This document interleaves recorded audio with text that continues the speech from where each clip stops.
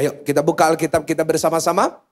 Dalam 1 Samuel pasalnya yang ke-18, ayat yang ke-5 sampai ayatnya yang ke-11. Ini adalah satu khotbah yang Tuhan taruh dalam hati saya selama 2 minggu terakhir. Ya, dan selama 2 minggu ini belum sempat saya mengkhotbahkannya buat saudara. Tetapi saya percaya hari ini waktu yang tepat sehingga saudara yang mendengarkan firman ini pasti akan belajar sesuatu yang baru. Karena itu saya minta pada hari ini saudara bacanya semangat, aminnya yang semangat. Sehingga saudara benar-benar menangkap firman Tuhan hari ini. Yang setuju katakan amin. Ya, kita bergantian, saya ayat 5, saudara 6. Demikian firman Tuhan. Daud maju berperang dan selalu berhasil kemana juga Saul menyuruhnya. Sehingga Saul mengangkat dia mengepalai para prajurit. Hal ini dipandang baik oleh seluruh rakyat dan juga oleh pegawai-pegawai Saul. 6. Tetapi pada waktu mereka pulang, ketika Daud kembali sesudah mengalahkan orang Filistin itu, keluarlah orang-orang perempuan dari segala kota Israel menyongsong Raja Saul sambil menyanyi dan dengan memukul rebana, dengan bersukaria dan perempuan yang menari-nari itu menyanyi berbalas-balasan. Katanya, Saul mengalahkan beribu-ribu musuh tetapi Daud berlaksa-laksa. 8. Lalu panggillah amarah Saul dengan sangat, dan perkataan itu apa saudara? Coba cablek kanan kiri, jangan sebel hatinya ya. Dikatakan sebab pikirnya sama-sama kepada Daud diperhitungkan mereka berlaksa-laksa. Tetapi kepadaku diperhitungkannya beribu-ribu. Akhir-akhirnya jabatan raja itu pun jatuh. Sejak hari itu maka Saul selalu mendengki Daud. 10. Keesokan harinya roh jahat yang daripada Allah itu berkuasa atas Saul sehingga ia kerasukan di tengah-tengah rumah. Sedang Daud main kecapi seperti, adapun Saul ada tombak di tangannya. 11 sama-sama, 1, 2, 3. Saul leparkan tombak itu karena pikirnya baiklah aku menancapkan Daud ke dinding. Tetapi Daud mengelaknya sampai 2 kali. Yang percaya katakan. Hari ini saya mau menyampaikan satu pesan Tuhan buat saudara. Saya beri judul khotbah saya yaitu mengambil kembali sukacitaku. Ulangi 1, 2, 3. Mengambil. Coba kasih tahu kanan kiri. Ambil balik sukacitamu. Coba periksa. Lihat wajahnya kanan kiri. Ini mukanya sukacita atau enggak? Coba. Nah ya. Karena dari tadi saya mulai khotbah saya lihat jemaat kanan kiri. Banyak jemaat mukanya kayak gini. Saya percaya seharusnya orang Kristen beribadah pasti semangat dan sukacita. Kenapa? Karena dia tahu di gereja ada kemenangan. Dia tahu dalam hadirat Tuhan pasti ada sesuatu dahsyat terjadi. Daud berkata, aku bersukacita ketika orang katakan, mari kita ke rumah Tuhan. Kenapa? Karena dia tahu di rumah Tuhan, di situ ada sukacita, damai sejahtera, pertolongan, mujizat, janji Tuhan yang terjadi bagi orang yang percaya. Kasih tepuk tangan yang paling meriah, tepuk tangan. Yes, saya percaya kemanapun orang Kristen pergi, dia bukan dengan tertunduk, dia bukan dengan letih lesu, tetapi dia selalu penuh dengan sukacita. Cablek kanan kiri, ayo sukacita. Wow, saya percaya hari ini kita akan diberikan sukacita oleh Tuhan. Pulang dari tempat ini gak ada yang stres lagi, gak ada yang khawatir lagi. Tapi semuanya pulang dengan sukacita surga. Nah, kita baru saja membaca satu kisah dari Saul. Seseorang yang kita semuanya kenal sebagai seorang raja yang hebat. Dan apa yang baru kita baca merupakan satu titik dalam hidupnya. Di mana yang sebelumnya hidupnya grafisnya naik. Pada titik ini 1 Samuel 18 grafis hidupnya mulai turun. Yang sebelumnya banyak hal-hal ajaib yang Tuhan kerjakan lewat hidupnya. Tapi karena peristiwa ini apa yang terjadi, hidupnya mulai terlihat hal-hal yang tidak baik. Dan setelah saya merenungkan, saya membaca, saya belajar dari firman Tuhan. Saya menemukan bahwa kisah kehidupan Saul ini merupakan salah satu yang paling tragis di dalam Alkitab. Mungkin ada yang berkata, Pastor, bukannya Ayub yang paling tragis. Kan Ayub kehilangan 10 anak, dia sakit, dia kehilangan hartanya. Nah tetapi kalau saudara dan saya perhatikan, memang kisah hidup Ayub awalnya tragis. Dia kehilangan semuanya. Tapi bersama dengan Tuhan pada akhirnya Tuhan pulihkan semuanya. Dan saya percaya saudara juga, mungkin hari ini saudara berkata, Pak hidup saya tragis, banyak masalah. Percayalah bersama dengan Tuhan, ada pemulihan Tuhan yang dahsyat dalam hidup saudara. Kasih tepuk tangan yang paling mantap, jangan cuma satu orang saudara. Ya. Dan banyak kali di dalam Alkitab terjadi seperti itu. Awalnya tragis, ada pemulihan. Awalnya ada masalah, Tuhan buka jalan keluar. Yang setuju katakan amin. Tetapi Saul sangat berbeda sekali. Saul memulainya dengan baik. Tetapi dia mengakhiri hidupnya dengan tidak baik. Saudara, siapa sih Saul ini? Nah, saya mau ajak saudara hari ini kenalan sama Saul. Coba kita buka sama-sama 1 Samuel 9 ayat yang pertama dan yang kedua. Ayo. Kita mau belajar, kalau Daud sering kita belajari, Saul mungkin jarang. Kita hanya dengar, kita hanya biarin lewat. Ayo, saya bacakan buat saudara. Ada seorang dari daerah Benyamin, namanya Kish an Abiel bin Zeror bin Bakarat. Kalau saudara ada parfum Bakarat, nah ini mirip-mirip saudara. Bin Afiah, seorang suku Benyamin, seorang yang berada. Stop di situ, kembali. Kembali ke ayatnya yang pertama. Nah, dikatakan bahwa dia orang yang berada. Dalam bahasa Inggris dikatakan apa? He was a very wealthy and influential man. Seseorang yang kaya dan berpengaruh. Artinya ini Kish ini orang konglomerat. Nah, ngapain pastor kita bahas Kish? Ayat yang kedua baru ditampilin. Dikatakan apa ayat 2? Baca sama-sama 1, 2, 3. Orang ini ada anak laki-laki namanya Saul. Nah, ini yang kita mau bahas. Nah, artinya Saul anaknya orang kaya, anaknya konglomerat. Dia punya influence yang sangat tinggi. Dia punya kekayaan yang sangat banyak. Baca sama-sama. Seorang muda yang elok rupanya dalam bahasa Inggris dikatakan a very handsome man. Ganteng banget. Dan bukan hanya itu, dikatakan apa? Baca sama-sama. Tidak ada seorang pun dari antara orang Israel yang lebih apa? Jadi dari semua jutaan orang Israel paling ganteng siapa? Waduh. Bukan hanya ganteng, tapi di seluruh Israel paling ganteng. Saya mau tanya, di seluruh Surabaya paling ganteng siapa? Jangan ngomong Michael Gunawan, bukan saudara. Itu jelas kebohongan dan jelas itu cuma ingin menyenangkan hati pendeta. Ya. Mungkin bagi Selin Gani, Pastor Michael Gunawan paling ganteng. Tapi ya banyak versi. Tetapi pada zaman itu paling ganteng di Israel namanya siapa? Wah mungkin ya, bu ya. Kalau waktu namanya Saul buka TikTok dan filter AI Korea bu. Ya kan mungkin filternya yang memohon maaf. Mohon maaf ini terlalu ganteng. Aduh keren. Bukan hanya itu, baca sama-sama. Dari bahu ke atas, apa saudara? Ya lebih tinggi daripada setiap orang. Bukan hanya paling ganteng, tapi paling tinggi. Bayangin, udah tinggi, ganteng, kaya.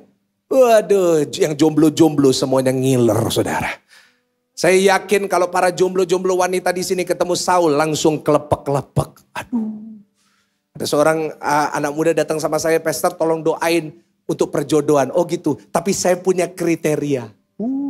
Gitu. Apa kriterianya? Dia harus tinggi, ganteng dan six pack. Kayak Lee Min Ho. Terus, ada terusnya? Ada Pastor. Dia harus punya toko emas. Dan kalau bisa anak tunggal dan papa mamanya sakit-sakitan. Saul ini bachelor yang paling hebat. Wah, hebat banget. Udah kaya, paling ganteng. Dan firman Tuhan ngomong gini, dia dicintai semua rakyat. So approval ratingnya 100%. Udah, lebih tinggi dari semua presiden. Hebat. Dan akhirnya apa yang terjadi pada zaman itu, orang Israel masih berada di dalam sistem pemerintahan teokrasi. Ulangin sama-sama apa? Ibu-ibu ada yang bilang, terasi apa Pastor? Nah, teokrasi itu pemerintahan yang dipimpin langsung oleh Tuhan. Teokrasi. Kalau kita Indonesia demokrasi. Ya nanti tahun depan ada pemilu. Itu demokrasi. Selalu rakyatnya yang pilih. Nah tetapi dalam sistem ini sistem monarki. Di mana Tuhan pada akhirnya karena orang Israel ingin punya raja. Akhirnya orang Israel minta sama Samuel. Nabi Samuel, lihat semua negara-negara di sebelah kita, semuanya punya raja, kenapa kita nggak punya? Nah, akhirnya apa yang terjadi? Yang terjadi Tuhan memilih seorang raja. Dan akhirnya yang dipilih oleh Tuhan adalah yang paling ganteng, paling tinggi, anaknya konglomerat. Namanya Saul. Wow. Jadi dia ini benar-benar kayak fairy tale sekali. Udah kaya, udah ganteng, udah tinggi, udah hebat, udah kaya. Dia jadi raja. Dia diurapi oleh Tuhan dan apa yang terjadi saat dia diurapi oleh Tuhan. Roh Allah hingga pada dirinya. Dia dapat karunia baru. Punya karunia nabi. Can you imagine? Dia punya segalanya. Dia jadi raja. Penuh dengan roh Allah. Dan saudara seharusnya saya catat. Orang yang penuh roh Allah hidupnya pasti penuh dengan sukacita. Tapi sayangnya. Saul tidak demikian. Sayangnya Bapak Ibu. Saul yang penuh dengan roh Allah. Hidupnya enggak penuh dengan sukacita. Terutama sejak kejadian dalam 1 Samuel 18. Saul mendengar lagu. Saul membunuh beribu-ribu Daud berlaksa-laksa. Saul mulai benci. Dia mulai dengki hatinya. Dia mulai marah. Dan apa yang terjadi? Hidupnya tidak lagi punya dengan sukacita. Tapi hidupnya penuh dengan kepahitan dan hal-hal yang tidak baik. Bahkan firman Tuhan berkata berkali-kali. Saya catat notabene 3 kali. Saul dikatakan di rumah seperti orang kerasukan. Dia bawa tombak. Dia lempar ke arah Daud berkali-kali sampai Daud melarikan diri. Bukankah ini sangat tidak masuk akal? Seseorang yang punya segalanya yang mungkin kita harapkan. Tapi hidupnya tetap tidak sukacita. Penuh dengan roh Allah. Tapi tidak ada sukacita. Kenapa? Karena ada yang mencuri sukacita. Saudara, bukankah itu yang terjadi dalam kehidupan banyak orang Kristen? Mungkin dari saudara, mungkin hari ini pesan Tuhan ini buat saudara. Kita yang seharusnya orang-orang diberkati. Kita yang seharusnya orang-orang yang diurapi Tuhan. Kita gak pernah hidup dalam sukacita. Tapi doa saya hari ini saudara semua gak kayak Saul. Saudara hari ini tetap penuh dengan sukacita. Karena apa? Karena saya lihat dari wajah-wajah saudara ini. Saya dari tadi lihat. Ini kelihatan wajah-wajahnya orang diberkati. Saya lihat wajah saudara ini kurang lebih penghasilan 1 bulan pasti 2M lebih. Gini amennya keras. Yang main handphone tiba-tiba amin, amin, apa iki MM. Saya berdoa, saudara bukan hanya diberkati. Tapi saudara juga penuh dengan sukacita dari Tuhan. Kasih tepuk tangan yang paling luar biasa. Nah, kita bisa kehilangan sukacita ini karena ada yang curi. Siapa yang curi? Yohanes 10 ayat 10.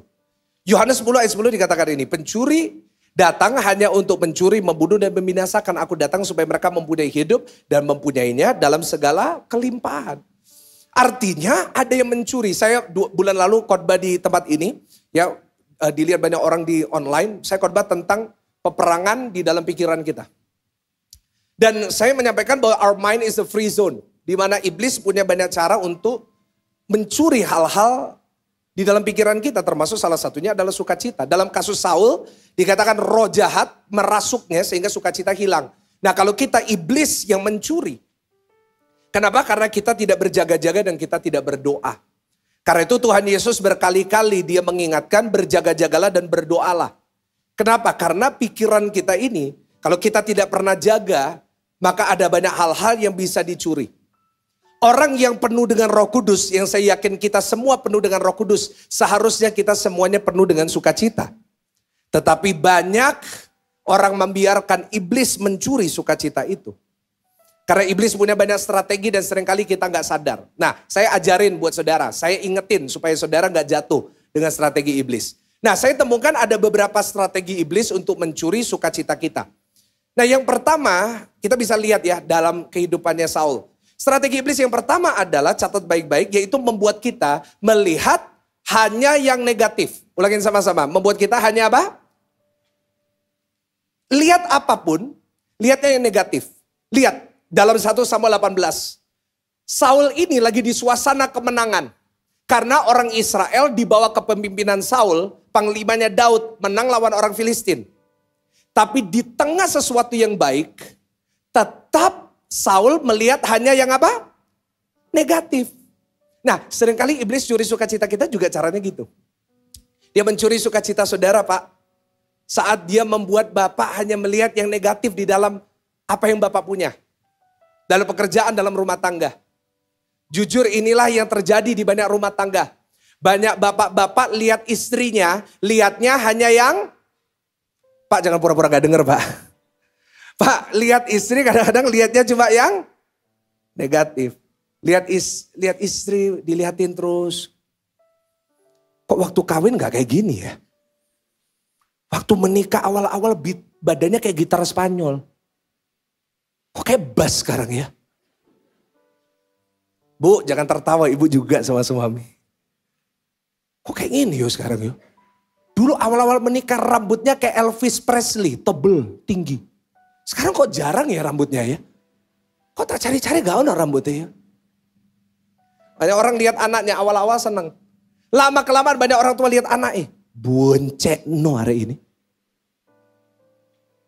Gede, cilik tak gede no. Gede gak bisa dicilik no maneh. Kadang-kadang kita lihat jadi lihat yang negatif. Kita punya kerjaan, ya kan? Kita kerjaan laris. Kita jadi lihat yang negatif. Aduh sibuk gak ada waktu. Loh kita lihat yang negatif. Padahal dulu waktu gak punya kerjaan. Kepingin gak punya kerjaan. Tapi iblis selalu membuat kita lihat yang negatif. Lihat apapun itu selalu lihat yang jeleknya. Hati-hati. Yang kedua. Iblis strateginya mencuri sukacita kita dengan membuat kita membandingkan hidup kita dengan orang lain. Saul akhirnya membandingkan dirinya dengan Daud. Nanti kita akan belajar lebih dalam lagi. Nah ini budaya yang sering ada hari-hari ini. Kita suka bandingin hidup kita sama orang lain. Kita selalu merasa orang lain lebih baik, lebih bagus. Peribahasanya adalah rumput tetangga lebih, ya orang yang rambutnya keriting, kepingin rambutnya jadi lurus. Smoothing akhirnya, smoothing. Yang rambutnya lurus, ingin sampai setiap hari catok geter, sampai tangannya geter terus. Halo, yang kulitnya putih orang bule, lihat orang yang hitam kepingin. Orang yang kulitnya hitam kepingin, sampai kadang-kadang diputih sampai bulat saudara. Kita selalu punya budaya ini, selalu bandingin hidup kita sama orang lain. Merasa orang lain hidupnya lebih bagus. Itu pencuri sukacita. Yang ketiga, membuat kita khawatir tentang masa depan. Halo, ada gak yang lagi khawatir tentang hari esok? Buat kita jadi khawatir. Dan iblis itu pinter. Membuat kita ini jadi pembuat cerita di dalam pikiran kita yang membuat kita khawatir. Orang mau pergi liburan, dicuri sukacitanya. Baru berangkat dari rumah langsung dipikir, kompornya mati belum ya? Akhirnya mikir, mulai buat cerita. Aduh kalau kompornya belum mati nanti rumahnya kebakaran, uangnya habis semua, nanti suami saya serangan jantung. Kalau suami saya serangan jantung saya harus merawat 3 anak. Nanti 3 anak semua gak punya uang, nanti gimana? Nanti kalau gak punya uang nanti kita semuanya gak bisa makan, semuanya mati. Loh dari mau berangkat jadi semuanya mati saudara. Kenapa? Karena iblis selalu buat kita khawatir. Cabelnya kanan kiri, jangan khawatir. Itu tipu muslihat iblis, kita gak perlu khawatir. Kenapa? Karena kita tahu hari esok di tangannya Tuhan dan hari esok dijamin oleh Tuhan. Jadi gak usah khawatir tentang hari esok. Jangan kita ditipu oleh iblis. Sebab itu hari ini saya berdoa setiap saudara hari ini. Tidak kalah sama iblis, tidak membiarkan iblis mencuri sukacita. Tapi kita ambil kembali sukacita itu. Orang yang mengambil kembali sukacitanya, dia pasti yang pertama di rumahnya ada suasana surga. Ada suasana apa? Pak, Bu, Tuhan menciptakan keluarga buat apa? Supaya Bapak, Ibu sebelum masuk surga bisa merasakan suasana surga di dunia ini. Lewat orang Kristen seharusnya. Kalau dia penuh dengan sukacita, rumah tangganya, dia pulang ke rumah. Suasananya suasana surga. Tapi jujur banyak orang Kristen hari-hari ini rumahnya bukan suasana surga. Tapi suasana, saudara ngomong bukan saya. Suasana neraka, suami istri marah-marahan, suami istri sensi, suami istri selalu cekcok, selalu ribut, selalu sensi, selalu bete. Tahu bete? Butuh tati tayang. Ya kan? Selalu ribut, selalu stres. Dan itulah yang terjadi kalau nggak ada sukacita.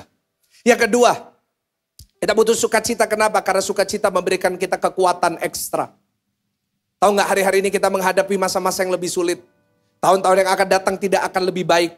Alkitab udah nubuatin, masa-masa yang lebih sulit akan datang.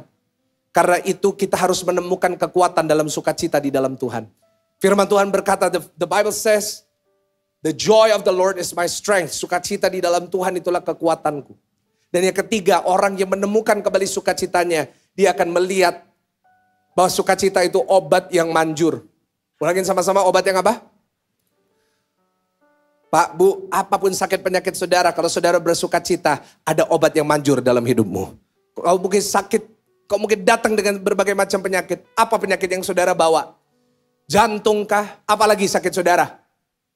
Apa panu? Saudara, ya bolehlah Bu, gak apa-apa panu. Kencing manis, apapun itu juga, percayalah Tuhan Yesus sanggup menyembuhkan dan saudara penuh dengan sukacita. Tepuk tangan yang paling meriah. Karena itu, let's take our joy back. Berapa banyak ingin mengambil kembali sukacita? Angkat tangan. Yes, ayo kita belajar sama-sama. Saya tutup dengan ini. 1 Samuel 18 ayat yang ke-6 sampai ayat yang ke-8. Ayo kita belajar 2 poin aja terus kita selesai. Tetapi pada waktu mereka pulang, ketika Daud kembali sesudah mengalahkan orang Filistin itu, keluarlah orang-orang perempuan dari segala kota Israel, menyongsong siapa? Belum semuanya, menyongsong siapa? Kadang-kadang kita miss bagian ini, kita baca terlalu cepat, kita miss. Wanita-wanita yang nyanyi ini menyongsong siapa? Yang di-celebrate Saul, not David. Karena kita berpikir, oh wanita-wanita ini memuja Daud. No. Mereka menyongsong Saul karena yang akan dipuja disongsong kalau menang pasti rajanya, bukan prajuritnya, bukan jenderalnya. Pasti rajanya. Dikatakan baca ya sambil menyanyi, menari-nari dengan memukul rebana, dengan bersukaria dan dengan membunyikan gerincing. Dan perempuan yang menari-nari itu bernyanyi berbalas-balasan. Katanya sama-sama 1, 2, 3 Saul maka beribu-ribu musuh tetapi Daud 8. Lalu bangkitlah. Ayat 8 lalu apa? Bangkitlah amarah Saul dengan sangat dan perkataan itu apa? Sebel hatinya. Sebel marah.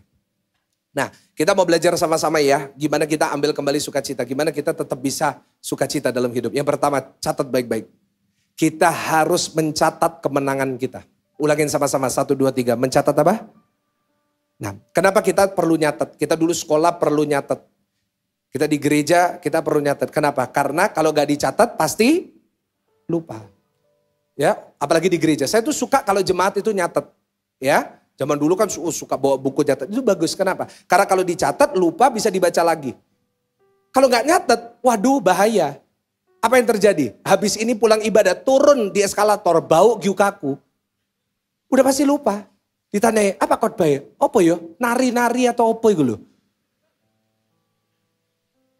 Ya, jadi kalau bisa catat. Nah, poin pertama, lihat. Catat kemenangan saya. Nah, saya jelasin kenapa kok saya suruh saudara ngelakuin ini. Oke, tapi lihat lagi ayat 7. Ayat 7. Nah gini, dan perempuan yang menari-nari itu bernyanyi berbalas-balasan. Katanya Saul mengalahkan beribu-ribu musuh, tapi Daud berlaksa. Nah, terus Saul marah gitu. Sebelah hatinya hanya karena lagu ini. Bayangin, hanya karena satu lagu dari perempuan yang random, bahkan gak ada namanya, dia bisa marah. Nah itu orang yang gak punya sukacita itu kayak gitu. Yang kecil besarin. Yang besar lebih besarin lagi saudara. Gak mungkin dikecilin. Tambah besar. Orang yang hidupnya gak ada sukacita di rumahnya, tangganya pasti ribut. Kenapa? Hal kecil, hal sederhana, hal yang gak ada mestinya gak jadi masalah. Pasti jadi masalah. Bayangin cuma lagu. It's just a song. Masa hanya karena lagu orang bisa marah? Dan lagu ini bukan dibuat untuk nyindir Saul, tetapi untuk memuji Daud. Karena ini peperangan Daud yang kesekian. Mereka mau menghargai apresiasi Daud. Karena yang memang pergi perang bukan Saul, tapi Daud. Dan kalau Saul mengingat-ingat kembali, dia gak perlu marah. Kalau dia mengingat dan dia mencatat semua kemenangannya, maka apa yang terjadi? Dia tidak mungkin marah kena lagu itu. Kenapa? Karena saya catat, karena kebenarannya kalau dia catat, kalau dia ingat. Lagu ini gak akurat. Karena saya catat, bisa ditampilkan oleh multimedia, sebenarnya Saul juga sudah mengalahkan berlaksa-laksa, atau berlaksa-laksa itu puluhan ribu, tens of thousands. Faktanya, Saul mengalahkan lebih banyak musuh daripada Daud. Saya buktikan. Ini nggak dicatat sama Saul. Yang nyatat ini Samuel. Karena itu kita bacanya dari 1 Samuel. Saul nggak punya buku. Dia nggak punya kitab. Saya tunjukkan, saya catetin buat saudara kemenangannya Saul. Tampilin semuanya multimedia. Kemenangan Saul ada 3 yang besar. Ini hanya sebagian. Pertama, dia mengalahkan bangsa namanya Amon. The Ammonites. Dia bawa tentara 330.000. Oke, kita main logika. Kalau bawa tentara 330.000, musuhnya dikit atau banyak? Nggak mungkin bawa 330.000, lawannya cuma 5.000. Masuk akal? Lawannya minimal 100.000. Kalau perlu imbang, kalau perlu lebih banyak. Dan Saul menang melawan musuh yaitu Amon. 2, coba buka 1 Samuel 13 ayat 5. Dari sini aja udah kelihatan. Adapun orang Filistin telah berkumpul untuk pergi melawan orang Israel. Baca sama-sama, 1, 2, 3. Dengan berapa? Jadi keretanya berapa? 3.000. Isinya pasti gak mungkin cuma 1 orang. Ada 3.000. Berapa ribu orang pasukan berkuda? 6.000. Dan pasukan berjalan kaki sebanyak pasir di tepi laut. Gak mungkin cuma 1.000, 2.000. Puluhan, ratusan ribu. Saul juga menang. Tampilin lagi. Bukan Amon saja, bukan Filistin. Orang Amalek. Dia bawa tentara 210.000 orang. Dia menang. Nah, salahnya Saul adalah yang mencatat bukan Saul. Yang mencatat Samuel. Buka 1 Samuel 14 ayat 47 sampai 48. Setelah Saul mendapat jabatan raja atas Israel, maka berperanglah ia ke segala penjuru, melawan segala musuhnya, melawan Moab, Bani Amon, Edom, raja-raja Zobah, dan orang Filistin. Dan kemanapun ia pergi, baca sama-sama, ia selalu apa? Bayangin, ngelawan semuanya dia menang. Dikatakan ayat 48, ia melakukan perbuatan dia gagah perkasa, memukul kala orang Amalek, dan melepaskan Israel dari tangan orang yang merampas mereka. Jadi kita lihat di sini, lebih banyak Saul atau Daud kemenangannya? Ya jelas Saul. Tapi hanya karena lagu itu. Meskipun isinya gak akurat. Dia jadi orang kerasukan. Kenapa? Dia lupa dengan kemenangannya. Inilah sebuah kekurangan atau kelemahan manusia. Suka lupa. Cablek kanan kiri. Jangan lupa. Jangan lupa. Manusia itu suka lupa. Bahkan saya catat gini. Manusia itu sering mengingat. Yang diingat apa? Yang diingat kekalahannya. Yang dilupakan kemenangannya. Ya enggak? Manusia itu kalau ada satu kesalahan, diingat terus. Rumah tangga juga gitu. Suaminya salah 30 tahun yang lalu, diingat terus. Suaminya udah bertobat padahal diingat terus. Kenapa? Karena seringkali satu kesalahan menghapus 1000 kebaikan. Itu kebiasaan kita. Kita selalu ingat sama satu kekalahan. Kita nginget terus. Kita bergumul terus. Aduh kok aku salah ya. Aduh aku memang bodoh. Aduh. Sampai kita seringkali lupa akan kemenangan-kemenangan. Ayo Bapak Ibu yang saya kasihi. Mulai hari ini ayo belajar melupakan kesalahan. Tetapi mengingat kemenangan. Yang setuju katakan amin. Supaya kita gak kayak Saul. Saul itu loh. Berhasil, terkenal, kaya. Tapi dia gak suka cita. Kenapa? Dia lupa tentang hal baik yang Tuhan udah lakukan dalam hidupnya. Padahal kalau kita lihat dalam hidupnya Saul, Tuhan itu baik banget. Tapi hanya karena dia tidak ingat, dia bisa jadi orang yang kerasukan. Ayo, tolong bantu saya jawab. Hidupnya Saul sama Daud berat mana? Berat mana saudara? Pendeta kalau tanya jangan digratisin dong saudara. Daud lah. Saul anaknya orang kaya, tinggi, ganteng, paling ganteng. Sedangkan Daud anaknya orang biasa. Papanya pesta lagi makan-makan, dia gak diundang. Gak dianggap anak. Loh ya jelas berat Daud dong. Tapi yang kayak orang kerasukan siapa? Saul, Daudnya main kecapi, dia seneng-seneng aja gitu. Dia suka cita aja main kecapi buat Tuhan. Saul yang punya segalanya, dia bisa kerasukan. Kenapa? Karena saya menemukan satu hal tentang Daud yang membuat saya buat poin ini. Daud punya satu senjata yang Saul nggak punya. Dan senjata itu sebenarnya udah ada di tangan kita di sini. Yaitu satu kitab yang kita bahas setiap pagi hari ini di doa pagi. Yaitu apa saudara? Kitab Coba nanti saudara buka Mazmur. Hampir kebanyakan dari Mazmur ini ditulis oleh siapa? Daud. Mazmur 7, Daud. Mazmur 8, Daud. Mazmur 9, Daud. Mazmur 10, Daud. Mazmur 12, Daud. Saya bisa list terus, saya bisa buka.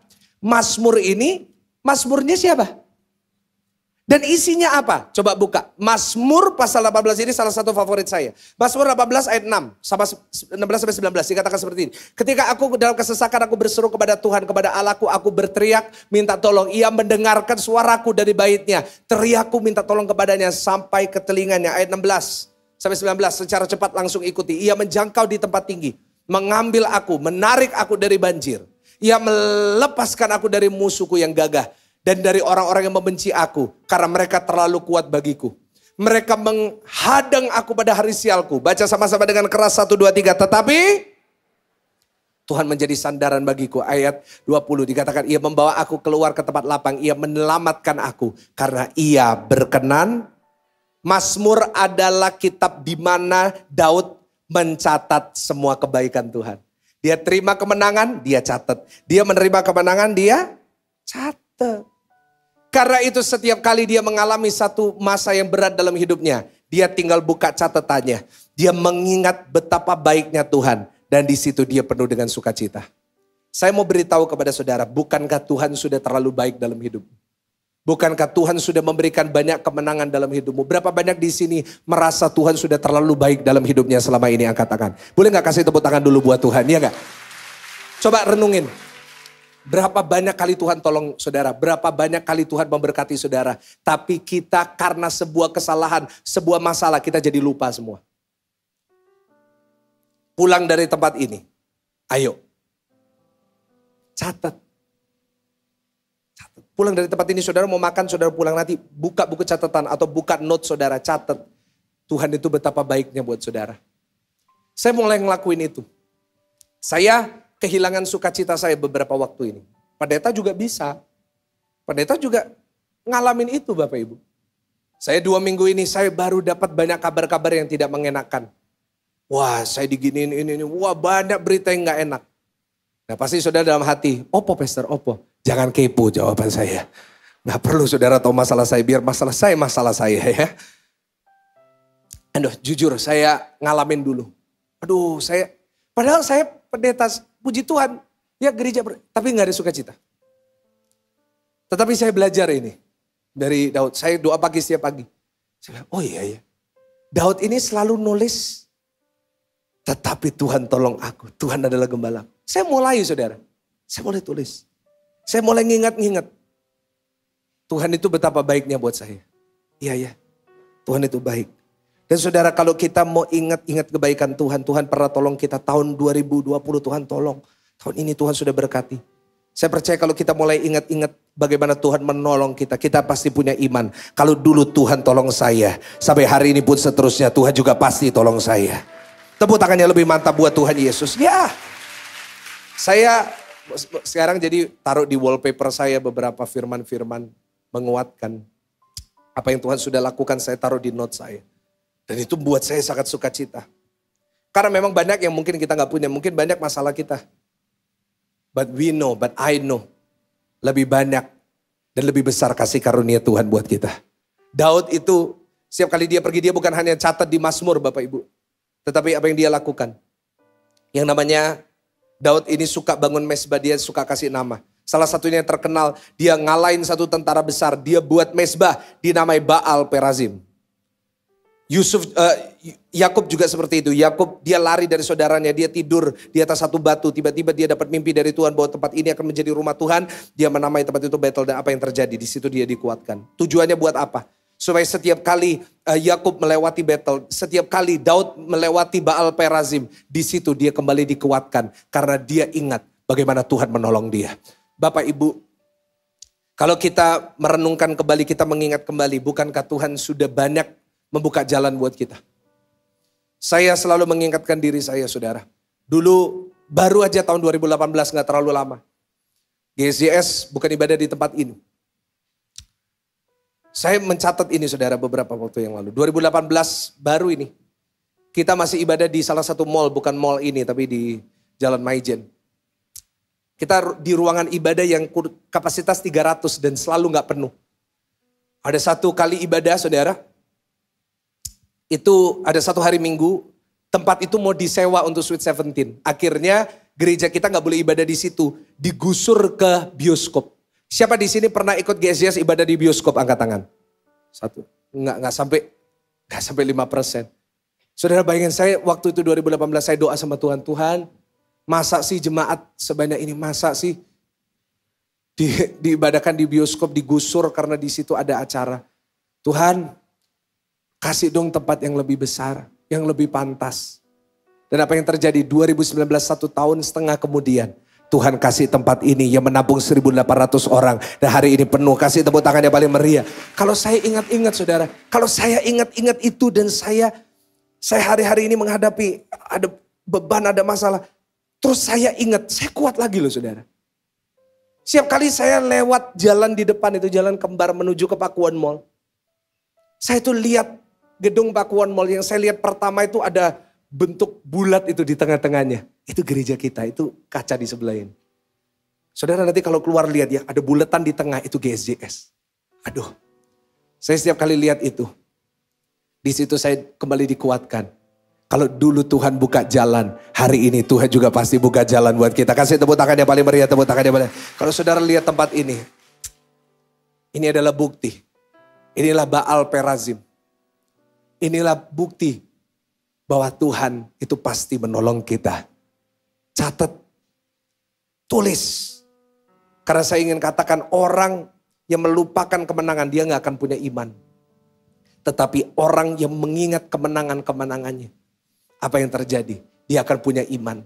Ada satu alasan kenapa di Alkitab ada kitab Saya dulu waktu kecil bingung, ngapain di Alkitab ada ulangan nih? Ngapain perlu diulang? Karena manusia sering tetapi saat diingatkan, dia akan punya iman bahwa Tuhan saya yang membuka laut merah, juga Tuhan yang sama yang ada di dalam kehidupan saudara dan saya. Kasih tepuk tangan yang paling meriah, tepuk tangan. Dan yang kedua, yang terakhir. Ayo, yang kedua yang terakhir. Kita tutup dengan ini. 1 Samuel 18 ayat 8-9. Lalu bangkitlah amarah Saul dengan sangat. Nah, perkataan itu menyebalkan hatinya, sebab pikirnya, kepada Daud diperhitungkan mereka berlaksa-laksa, tapi kepadaku diperhitungkan beribu-ribu. Akhir-akhirnya jabatan raja itu pun jatuh kepadanya. Ayat 9, boleh baca sama-sama? 1, 2, 3, ayat terakhir. Sejak hari itu, maka Saul selalu mendengki. Yang pertama, tadi apa? Bagaimana kita mengambil kembali sukacita kita? Mencatat kemenangan saya. Seperti di dalam Mazmur. Ya, biasakan kita punya Mazmur kita sendiri. Yang kedua, catat baik-baik. Berlarilah dalam pertandinganmu sendiri. Ulangin, 1, 2, 3. Berlarilah apa? Dalam pertandingan. Maksudnya gimana? Oke. Ayat 9. Saul jealous, iri hati terhadap Daud. Menurut saya ini lebih konyol daripada dia marah terhadap lagu itu. Kenapa? Coba renungkan. Posisi Saul itu raja. Posisi Daud itu pemain kecapi di istana, artinya dia pegawai raja. Pantas nggak raja iri sama pegawai raja? Sama seperti pemilik mall ini, dia jealous sama karyawan di mall. Itu nggak masuk akal. Tapi that's what happened. Saul raja jealous sama Daud. Nah, saya catat. Sejak hari itu dia buat pertandingan di dalam pikirannya. Saya kasih pertandingan, race. Dia mulai nih bertanding, berkompetisi sama Daud. Dia selalu lihat nih Daud ngapain nih. Dia perang berapa orang yang menang. Nanti saudara baca tentang Saul. Waduh, dia terobsesi dengan Daud. Kenapa? Dia mulai iri hati. Wah, ini menyebabkan hidupnya gak pernah damai. Ini membuat dia gak pernah sukacita. Dia ngejar Daud terus, dia gak pernah puas. Daud udah lari, ditinggal semua orang. Tetap kalau perlu saya harus bunuh dia. Bayangin. Padahal bukan tandingannya. Tetapi semua itu bisa terjadi karena iri hati. Saya mau ingatkan jemaat Tuhan, semua lihat saya, dengar saya. Jadi orang Kristen jangan jadi orang irian. Jadi orang Papua boleh.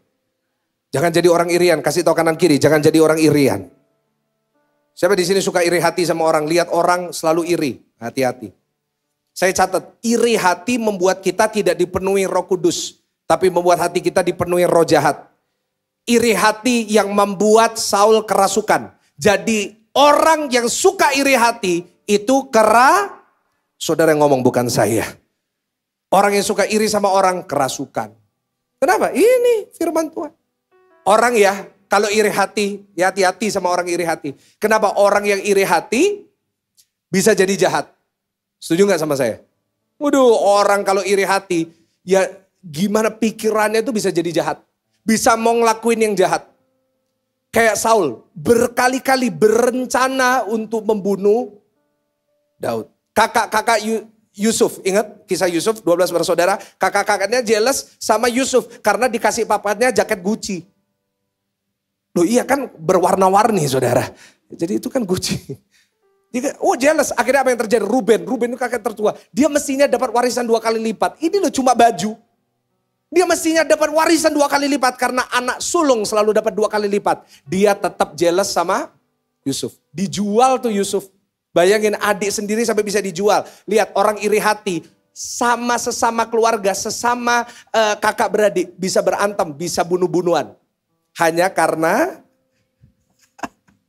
bahkan orang kalau iri hati mulutnya jadi jahat, suka ngomongin orang, suka gibah. Berarti orang yang gibah itu orang kerah. Nggak ada yang berani ngomong kalau ini saudara ya.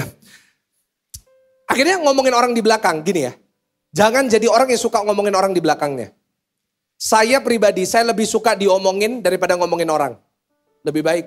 Enak gak apa-apa kok. Saya hari-hari ini justru seneng kalau ada orang ngomongin di belakang saya. Kok bisa Pastor? Karena kalau orang ngomong di belakang saya, artinya saya di depan dia. Dia ngomonginnya di belakang, otomatis posisinya di mana? Di belakang. Emang gua pikirin. Ngerti maksudnya? Saudara diomongin orang gak usah balas. Gak apa-apa dia ngomongin di belakang saudara, ngomong kemana-mana tentang saudara. Ingat posisi dia di belakang, kita kalau saudara balas.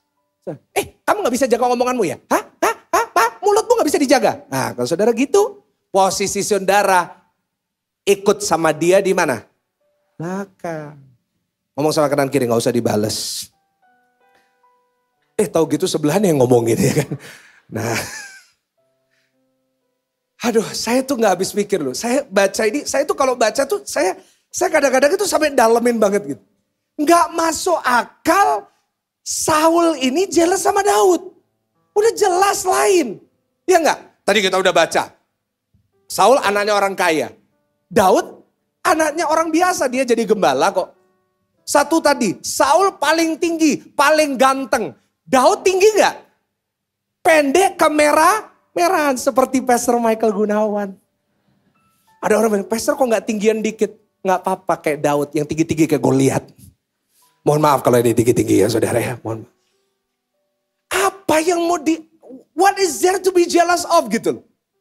Ngapain hidupnya terobsesi sama Daud yang bukan levelnya. Ini bahayanya orang yang iri hati. Akhirnya apa? Dia bertanding sama Daud yang mestinya bukan tandingannya. Kadang-kadang ada orang ya baru masuk kerja. Dia bertanding sama yang udah kerja 10 tahun. Dia iri hati sama yang udah senior. Kok enak ya dia. Loh saudara baru kerja. Dia udah 10 tahun. Saudara masih sekolah, dia udah kerja. Loh ngapain saudara jelas sama dia? Hello, orang punya anak. Baru 5 tahun. Wah dia bingung, aduh dia bandingin dirinya sama influencer di online. Yang bicara tentang punya anak yang udah 15 tahun udah berhasil. Beda. Saudara mungkin baru 5 tahun jadi papa mama. Dia mungkin udah 15 tahun. Bukan pertandingannya beda. Saudara, ayo. Gak perlu bandingin hidup kita sama orang lain. Yang setuju katakan amin. Saya bahkan catat gini, lebih parah lagi. Kita seringkali bandingin seluruh cerita hidup kita dengan cuplikan dari kehidupan orang lain. Renungin. Semua punya sosial media gak? Semua punya Instagram gak? Udah follow Pastor Michael Gunawan belum? That's just a joke ya. Tapi kita semua punya Instagram, kita lihat orang. Kadang-kadang kita itu jealous, kita iri hati sama orang dari postingannya mereka. Bos, ingat, yang diposting sosial media semua orang itu cuplikan. Bukan ceritanya. Karena bertengkarnya diposting gak? Pisah ranjangnya diposting gak? Yang diposting cuma yang bagus. Kadang-kadang mereka bertengkar pun tetap foto. Halo, nyambung? Saya paling seneng lihat orang foto. Kalau suami istri bertengkar terus diajak foto. Wah, favorit saya. Kelihatan dari muka suaminya. Waktu foto gini. Terus, wes cukup, wes mari. Foto terus gak mandek-mandek. Nyambung gak sih saudara? Don't believe social media. It's the biggest lie of the century. Karena gak mungkin social media orang posting buruknya. Dan ceritanya pasti berbeda. Ada orang yang bandingin dulu. Aduh enak ya, dia jalan-jalan terus. Aduh dia keluar negeri terus. Bos, ceritanya lain. Dia udah nabung 10 tahun. Saudara baru dapat gajian langsung GoPay later. Beda. Ngerti maksud saya Bapak Ibu? Astaga. Saya mau kasih tahu nggak ada pencuri sukacita lebih besar daripada perbandingan. Karena itu hari ini stop bandingin hidup saudara dengan orang lain. Ingat, Tuhan menciptakan setiap kita unik. Cablek kanan kiri, kamu tuh unik. Jangan ngomong, kamu tuh antik. Nah itu beda cerita saudara, nggak boleh. Kita semuanya unik dengan cerita kita, pertandingan kita sendiri-sendiri. Cerita kita semuanya ini lain.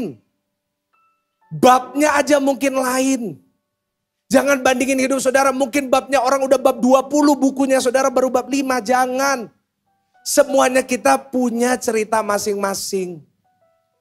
Saat kita mulai bandingin cerita kita sama cerita orang, kita akan kehilangan fokus. Kita akan jadi orang gak bersyukur, kita gak akan bersuka cita. Fokus aja sama cerita saudara, bentuklah Tuhan ngomong sama Tuhan, bentuklah aku sesuai dengan apa yang kau mau. Dan kalau kita ikuti Tuhan, kalau kita ikuti jalan Tuhan, maka akhir ceritanya pasti sama. Penuh dengan berkat, masa depannya penuh harapan, damai sejahtera, pertolongan, kekuatan, dan mujizat. Kasih tepuk tangan, bangkit berdiri bersama-sama. Bangkit berdiri bersama-sama. Pemain musik silakan naik. Pak, Bu, ayo. Jangan kayak Saul. What for? Ngapain kita bandingin hidup kita sama orang lain?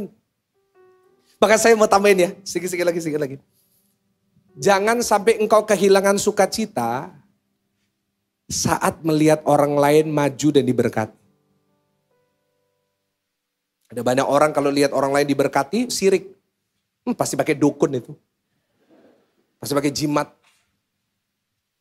Ceritanya lain. Jangan kita kehilangan sukacita lihat orang diberkati, lihat toko sebelah lebih ramai, lihat bisnisnya orang lebih jalan. Halo? Gak perlu kita kehilangan sukacita, terus kita stres, terus kita depresi. Kita jadi orang yang kehilangan sukacita hanya karena lihat orang lain diberkati. Tapi saya catat gini, slide terakhir. Bersukacitalah saat di dalam diri kita ada kemajuan dari hari kemarin. Sukacitanya itu kalau kemarin saya ada buruknya, hari ini saya lebih baik. Boleh katakan amin? Saat dulu saya gak bisa, sekarang bisa. That's good enough to be happy. That's good enough to feel joy. Itu sudah cukup untuk membuat kita sukacita. Kenapa? Cerita kita ini lagi ditulis. Ada hal-hal yang belum ditulis dalam hidup saudara. And that's okay. Nggak semuanya harus terjadi sekarang. Seringkali ada banyak hal yang lebih baik dengan berjalannya waktu. Mungkin Tuhan tahu bukan waktunya sekarang. Tapi firman Tuhan berkata Tuhan membuat semua indah pada waktu. Tetapi saat kita bandingin waktu kita dengan waktu orang lain, Bapak Ibu mohon maaf. Kita kehilangan fokus akan Tuhan. Kita gak sukacita, otomatis hidup kita terus menurun. Saul seharusnya menjadi raja yang hebat. Can you imagine what could have been dalam hidup Saul? Orang, jujur lebih qualified Saul daripada Daud. Tetapi Tuhan gak cari qualification. Tuhan gak cari kehebatan saudara. Yang Tuhan cari adalah orang yang mau mempercayakan hidupnya sama Tuhan dan berkata, Tuhan ini hidupku bentuklah sesuai dengan yang kau mau. Yang sukses, yang diberkati bukan orang paling pinter. Ingat baik, yang muda-muda dengar. Yang akan dipakai Tuhan, diberkati Tuhan, bukan yang paling pinter. Bukan yang nilainya paling pinter, enggak. Yang diberkati Tuhan, yang dipakai Tuhan luar biasa adalah orang yang hatinya mau melekat sama Tuhan. Mau berkata sama Tuhan, Tuhan aku mau ikut jalanmu. Aku mau ikut kehendakmu. Dan orang yang mengikut kehendak Tuhan, kayak Daud. Dia gak punya kualifikasi apapun. Dia gak dianggap sama papanya sendiri. Tapi karena hatinya mengejar hati Tuhan, dia hatinya selalu mengejar hati Tuhan, melekat sama Tuhan.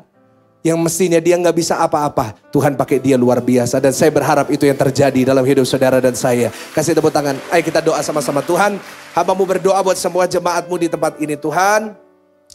Doa dari hamba-Mu pulang dari tempat ini, kami semua merasakan sukacita. Sukacita yang bukan hanya berlangsung 1-2 jam karena euforia ibadah. Tetapi sukacita yang akan membawa kami makin mengenal Tuhan di hari Senin, Kamis, Selasa, Rabu, Kamis, Jumat, Sabtu, Minggu, sampai seterusnya. Dimana setiap hari ada endless supply of joy in our life. Sukacita yang tidak pernah habis, sukacita yang tidak pernah akan terhentikan oleh apapun. Karena hari ini kami tahu, cerita kami sedang ditulis oleh Tuhan. Kami tidak mau iri hati dengan orang lain, kami tidak mau membandingkan hidup kita dengan orang lain. Kami gak mau berkompetisi dengan orang lain. Kami tidak mau menjadi orang-orang yang selalu merasa diri kami kurang.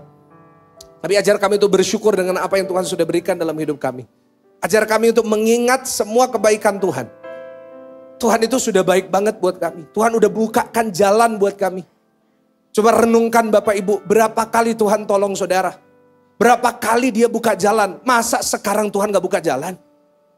Kalau dulu Tuhan tolong, masa sih Tuhan yang sama gak nolong?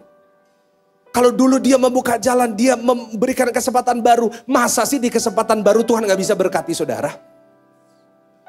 Ayo, hidup sama Tuhan itu hidup paling indah. Hidup paling enak.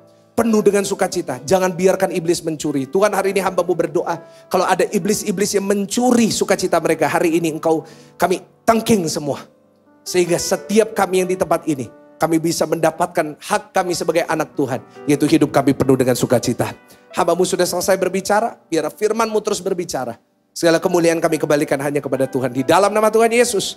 Mari jemaat Tuhan yang sudah diberkati lewat firman Tuhan. Mari bersama-sama kita mau katakan amin. Kasih tepuk tangan yang paling meriah, tepuk tangan yang paling dahsyat. Silakan duduk.